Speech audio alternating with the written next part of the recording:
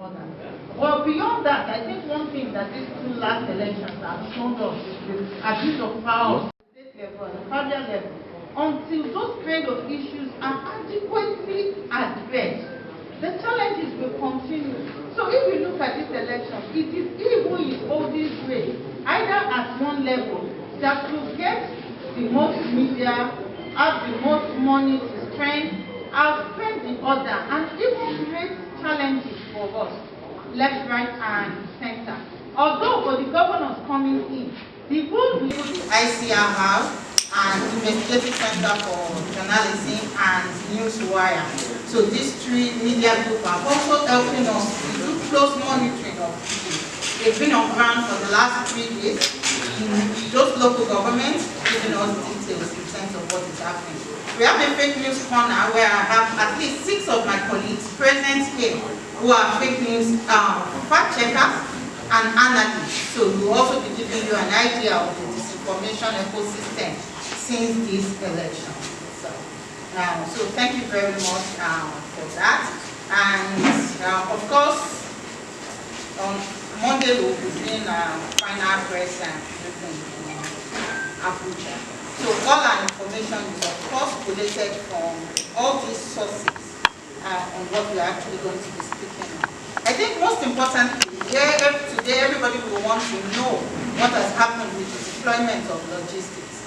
We are very happy to note that we observe an improvement in the deployment of logistics by the Independent National Electoral Commission compared to Edo State.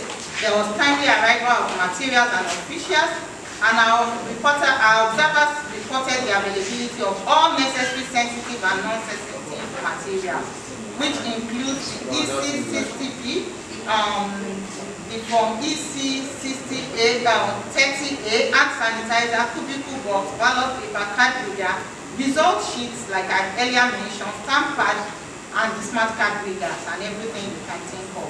However, this may be, we also note that the rain seriously affected the deployment in several local governments. There were instances where the voting has already commenced, but they were disrupted by the rain, and this compromised the secrecy of the vote, the ability to even implement social distancing in some areas, and in this case we cited Oshe, Akoko South, and Akure North as examples.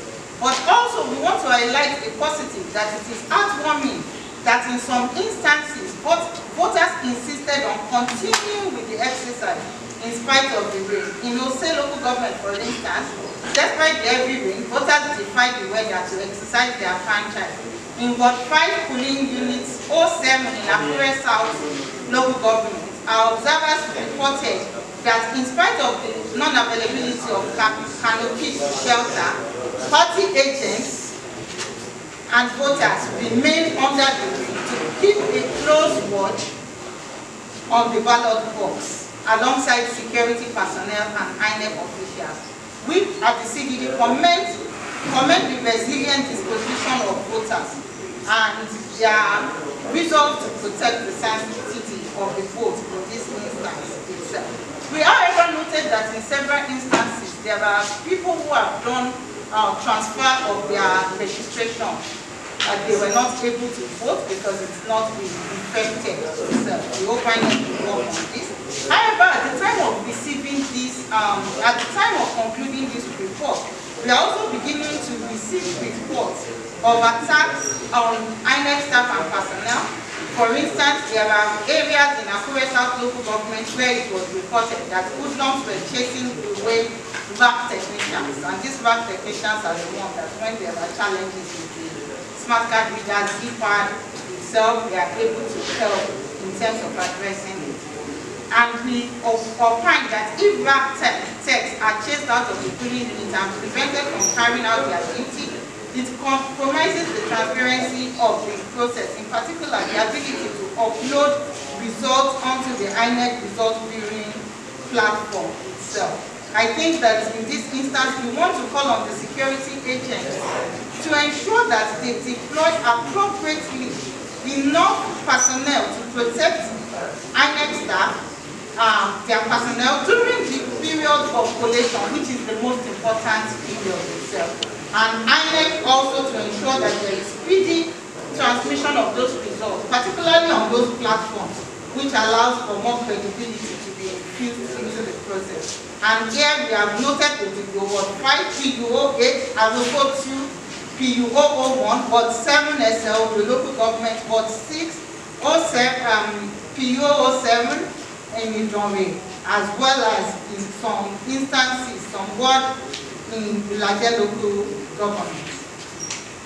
On security deployment, we noted that there were an average of 4 to 8 in each polling unit.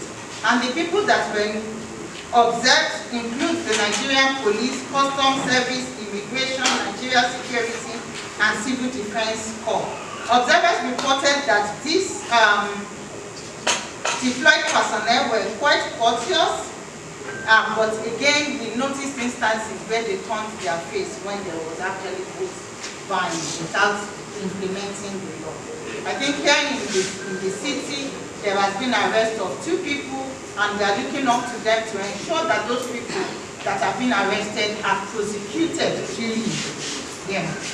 Now, on vote buying itself, we start by highlighting the positive to talk of places where people have actually pushed back against the anomaly of vote buying. So, our observers documented incidences in Idonre, Ward 3, PU6, also in Ward 8, PU1, 2, and 3, and Ward 5, PU1. In all those cases, voters insisted they wished to vote for a person of their choice. There was a huge debate, while some were of the opinion that they should collect the money and vote their conscience. Some were that they should be allowed to vote for people that they wanted. And at the end of the day, this majority of voters succeeded in chasing away the vote buyer. And we want to commend this. But beyond this positive, we also observe a structured and consistent pattern of vote buying in these elections. And some of course I've earlier mentioned were in the full glare, and some were out of the glare of the security forces. There were attempts by the political gladiators in these instances to outspend the order. So one is offering 5,000, the other one goes to offer 7,000, and in particular, spending more in their own stronghold, not to lose votes. Then we also saw that some of the modus operandi was to distribute cash discreetly at points close to the polling units. So they created outposts where after you vote you can go and collect cash. I think there was one I saw myself in Ondo, like 3 houses away from the polling unit. You go there and you collect your cash. In Ondo, we also had areas where they bought bulk votes, and we had parties giving between 150,000 and 600 a mark for each polling unit, and they hand it over to popular figures, especially youth groups, to actually share again. We had instances of electronic cash transfer to voters after they have voted, and of course there were agents that coordinated this. And I think one thing that is also very fascinating in this election is that most times it was not political party agents that were coordinating. They had somebody that looked more like a neutral person, then who would then pay the money itself, to show you how pervasive and how much structure this is actually in. In fact, it's very funny that here we saw people also protesting that they've not been paid after they've already cast their votes itself. On COVID-19, compared to the other elections, we want to say that INEC made efforts in terms of implementing the protocol. In most of the polling units, you find the infrared thermometer, ventilated spirit, hand sanitizer. In the morning, we saw them applying it to people. But the fact remains that in most places, the rule of physical distancing were not adhered to at all, and people made complete disregard for the protocol. In fact, the doctrine, that two-tier queuing system, was not adhered to at all. Maybe due to time or lack of training by the staff for them to really understand what the two-tier queue system actually meant. But for us at the CDD, we have reached the conclusion that the blatant disregard for COVID-19 protocol is a societal problem. So it's a collective approach problem where people believe either that what do you call it, the virus is not dangerous, or it cannot impact on them as much as they think of. On electoral violence and offences, we've observed pockets of violence during the election, but as of now, like we earlier mentioned, it's not become widespread, but we are cautious, we are exhibiting cautious optimism and continue to call on the security agents to ensure that they continue to be non-partisan and continue with their strategic deployment in all places already. There are areas where there were lots of tension. Most of this tension are being nipped in the bud with the voters themselves actively involved. But we also had instances of assisted voting, where in particular elderly voters were assisted to vote by the party agents. Cases of impersonation were of course arrested, but they were turned back itself. One very important issue that we noticed, I think as at the time we are filing this report, we have identified like 8 fake news which have permeated the polity since in the last 24 hours. I think important of those is the claim that one of the candidates in the election has stepped down itself, that is withdrawn from the election. This we believe is to create doubt in the minds of voters who want to cast their vote for that particular candidate. There was also a very big incident of violence, which they claim happened in the governor's polling unit in Ondo. I think fortunately for us, we were right there at that point in time, and it was kind of unbelievable to be where they said 3 people have been killed and one woman is injured itself. The governor's wife is injured itself. There are lots of fake news that continue to come out. If you look behind the scenes on our board, but what we want to do is we want to call on citizens to be wary of fake news, particularly noting that at this point in time, fake result sheets, we start people who would do the upload. And these local governments that I've actually mentioned are very important local governments. I'm looking for this so that I like those local. I know SLO is there, like 2 words of SLO is there. All of a sudden, Akure South is another one. The second one. Don't follow up. In these elections, articulate themselves very well, very courteous, not unduly intimidating people, even us as observers, as it used to be in the years. But the fact remains that when you turn your face, when there is rampant impunity on ground, we are not helping to build a system. We are actually creating more and more problems. And once there is impunity, everybody will engage. So just be like, oh, what has happened to Mr. A, Mr. B tomorrow? Me too. In fact, we saw a voter who told us that he's ready, they should carry him to headquarters. Because he was so sure that if he was arrested for vote buying, eventually he will be released and nothing is going to come out of it. So I think as a collective, we have to address that as a nation so that our vote can start counting and development will come to people the way it is. Thank you very much. Well, that one is winning. We should all be aware of the fake results that will start circulating at this point in time. Incidents of violence should actually be fact-checked on credible platforms such as cameras and others. And I think we call on people to remain very, very calm, especially with the demeanor of the Ondo voters. We are very, very positive that this election will end again very peacefully in such a way that the votes of citizens will definitely count.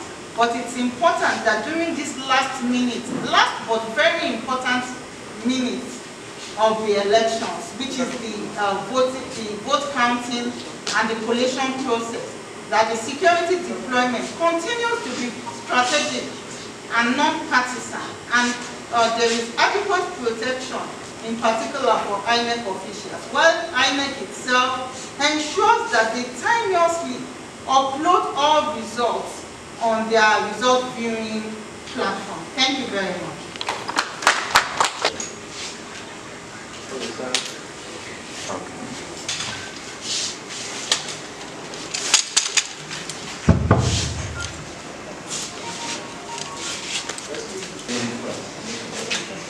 I remember during the pre-election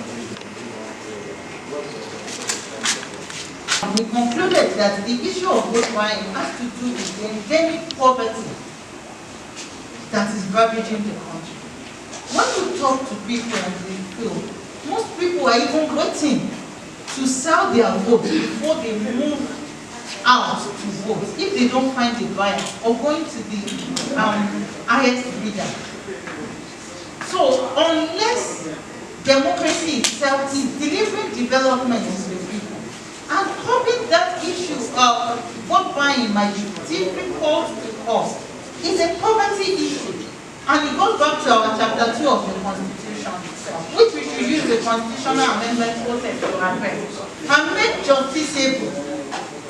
So this I think it's an aggravated monster, and it's something that is worrying, that now vote buying is determining the outcome of an election. So the one who has the most money can easily win an election.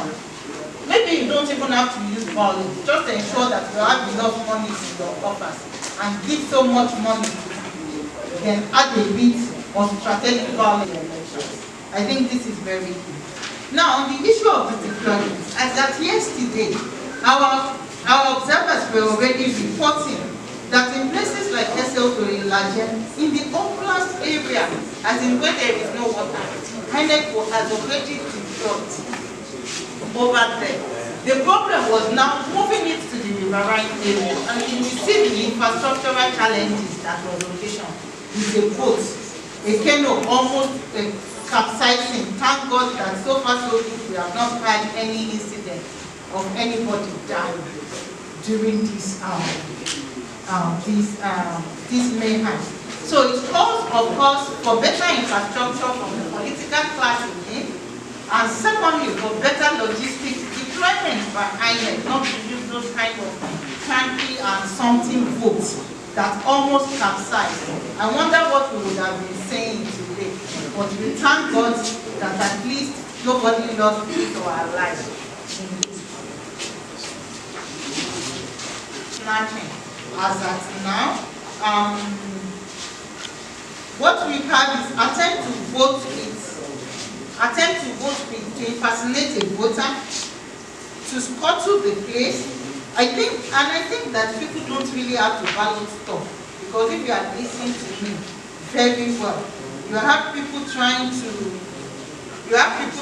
scuttle the process in such a way that once they have scuttled that. All these governors, that they are not governors of the state, that they bring about all sorts of their paraphernalia, both legal and illegal, into the state.